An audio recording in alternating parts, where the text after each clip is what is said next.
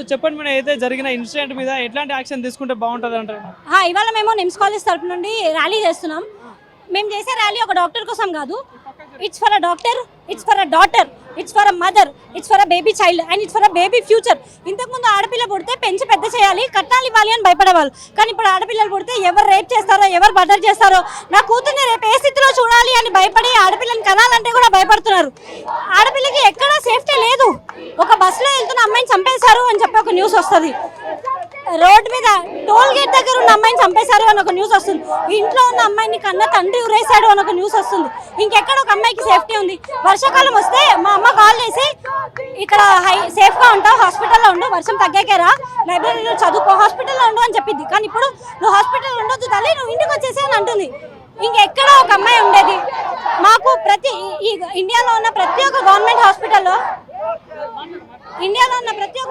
హాస్పిటల్లో ఏ హాస్పిటల్లో కూడా డ్యూటీ డాక్టర్స్కి ఒక రెస్ట్ రూమ్ లేదు. మాకు వాష్రూమ్స్ ఉండవు. మెన్సెస్ వస్తే మేము పేషెంట్స్ ఉన్న రూమ్స్కి వెళ్ళి రెస్ట్ రూమ్స్ యూజ్ చేసుకునే పరిస్థితి వస్తుంది. మాకు ఎవ్రీ మంత్ మేము ఫేస్ చేస్తున్నాం. ఇండియాలో ఉన్న ప్రతి డాక్టర్స్ మాకు ఒక పండుగ ఉండదు. రాఖీ పండుగ వచ్చినా మేము కాలేజ్కి వస్తాం. నిన్న వరలక్ష్మి వ్రతం అందరం మేము డ్యూటీలోనే ఉన్నాం. మేము ఇంత చేసి ప్రాణాలను కాపాడుతుంటే ఇదా మాకు జరిగేది? ఇదా మేము do we really deserve this? డ్యూటీలో ఉన్న ఒక యూనిఫామ్ వేసుకున్న కానిస్టేబుల్ని కొడితేనే కానిస్టేబుల్ని కొట్టారు, ఇట్స్ అ క్రైమ్ అని చెప్తున్నారు.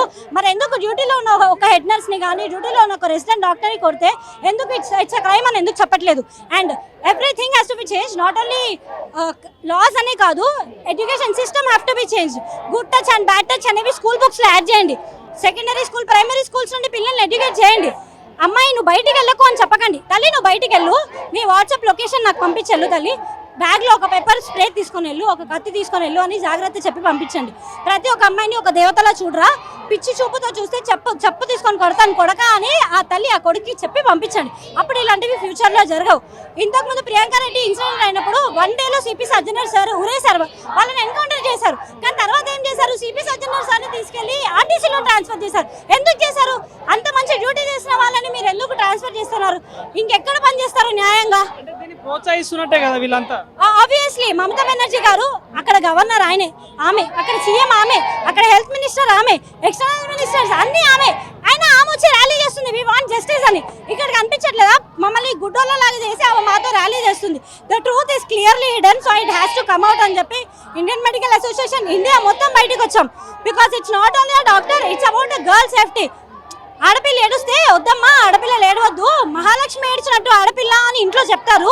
మరి అదే ఒక ఆడపిల్లని అత్యాచారం చేసి చంపేస్తే మరప్పుడు ఈ భరతమాత ఏడవదా? అప్పుడు ఈ భరతమాత కన్నీళ్లు పెట్టదా? ఇది ఎక్కడ న్యాయం? We want an act also. ఇట్లాంటి న్యాయం కావాలి మేడం, ఎందుకంటే ఇట్లాంటి మళ్ళీ జరగకుండా నిర్మూలించాలంటే ఎట్లాంటి చర్యలు తీసుకుంటే బాగుంటుంది? ఇది ఫస్ట్ టైం కాదు, ఇది చాలా సార్లు జరుగుతుంది. నేను సిన్స్ 2017 నుండి ఒక ఎన్జిఓలో వర్క్ చేస్తున్నా. నిర్భయ ఇన్సిడెంట్, ఐషా ఇన్సిడెంట్ అయినప్పుడు నేను క్యాండిల్ ర్యాలీస్ చేశా. I thought this will last but it is continuing. So మాకంటూ ఒక యాక్ట్ రావాలి. అరబ్ కంట్రీస్ లో ఇలాంటివి జరిగితే వెంటనే ఎన్కౌంటర్ చేసేస్తారు. మరి ఆ గవర్నమెంట్ ఇక్కడ ఎందుకు రావట్లేదు? మహిళా మండలి వాళ్ళు వస్తారు, వి వాంట్ జస్టిస్ అని. కానీ ఇదే ఈ విక్టిమ్స్ నే కనుక ఎన్కౌంటర్ చేస్తే next day human rights commission వస్తుంది. ఎందుకు చంపేశారు, న్యాయం వచ్చే వరకు వెయిట్ చేయాలి కదా అని. ఇదేంటి మరి? సో అరబ్ కంట్రీస్ లో ఉన్న గవర్నమెంట్ మనకు కూడా రావాలి. అండ్ వైలెన్స్ అగైన్స్ డాక్టర్స్ అనేది ఇది ఎప్పటి నుండో జరుగుతుంది. మొన్న రీసెంట్గా కర్నూలు మెడికల్ కాలేజ్లో కూడా డాక్టర్ని కొట్టారు. మేము ఫ్యామిలీస్ వదిలేసి అన్ని వదిలేసి మా పండగలు ఏముండవు, చిన్న బేబీస్ని కూడా వదిలేసి వచ్చి మేము డ్యూటీస్ చేస్తున్నాము. ఇక్కడే మాకు సేఫ్టీ లేకపోతే మేము ఇంకెక్కడ వర్క్ చేస్తాం? ఇంట్లో కన్నా మేము ఎక్కువ ఉండేది హాస్పిటల్లోనే. మాకు ఇదే సేఫ్ ప్లేస్ కానప్పుడు మేము ఇంకెక్కడికి వెళ్తాం? So we also want a safety. పోలీసులకి ఇన్ని ఉన్నాయి, వాళ్ళు రక్షకులు అంటే నువ్వు సమాజాన్ని రక్షిస్తే మేము డాక్టర్స్ మనుషుల ప్రాణాలను రక్షిస్తున్నాం. మరి మాకే రక్షణ లేనప్పుడు మేము ఉన్న వాళ్ళని ఎలా రక్షించాలి అంటారు? మీరు డాక్టర్స్కి ఫీలింగ్స్ ఉండవు, డాక్టర్స్కి ఎమోషన్స్ ఉండవని. ఇవాళ నేను వెళ్తే ఒక పేషెంట్ ఆ బెడ్ మీద ఉంటే, రేపు నేను వెళ్ళినప్పుడు ఆ పేషెంట్ అక్కడ ఉండరు, పేషెంట్ డెత్ అయ్యారు అని అంటే నేను ఆ రోజు బ్రేక్ఫాస్ట్ కూడా చేయను. మాకు ఫీలింగ్స్ ఉంటాయి, మాకు ఎమోషన్స్ ఉంటాయి, మాకు ఇంట్లో ఫ్యామిలీస్ ఉంటాయి. సొసైటీ ఎలా ట్రీట్ చేస్తుందంటే డాక్టర్స్ అనగానే మీరు హార్డ్ రాక్స్, మీకు ఫీలింగ్స్ ఉండవు. No, we also have feelings. ఒక అమ్మాయిని చంపేశారు అని అంటే రేపు మాకు బయటికి వెళ్ళాలంటే కూడా భయం వేస్తుంది. మేము అందుకే ఇంతమంది ఇండియా మొత్తం బయటకు వచ్చింది అని అంటే ఇప్పుడు కూడా గవర్నమెంట్ బయటికి రాకపోతే ఇట్స్ వేస్ట్. ఎలక్షన్స్ ఉన్నప్పుడు బొట్లు పెట్టుకొని వస్తారు, ఇది చేస్తాం అది చేస్తాం అంటారు. మరి ఇప్పుడు ఎందుకు గవర్నమెంట్ రావట్లేదు? ఇప్పుడు ఎందుకు మోడీ గారు రెస్పాండ్ అవ్వట్లేదు?